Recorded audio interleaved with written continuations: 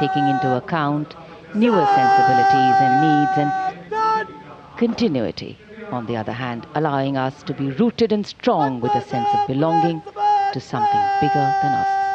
Flag hoisting ceremony.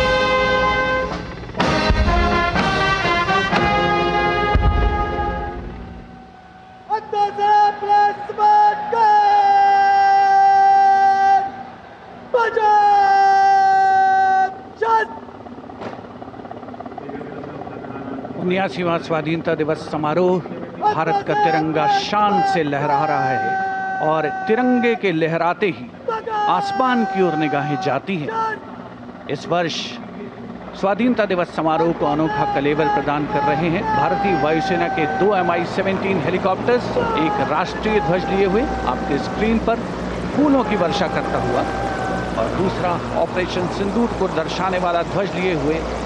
इन helicopters की कमान संभाल रहे हैं विंग कमांडर विनय पूनिया और wing commander Aditya Jaiswal.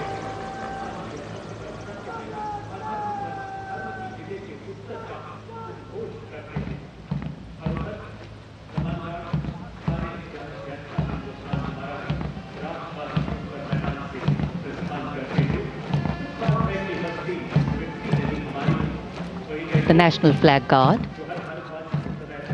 smartly marching away. These beautiful shots are strategically placed cameras. Some of the positions where our camera people are placed are in fact very difficult to reach also. But the aim of visual communication is to give you visual perfection. That's been the endeavor always of our telecasts.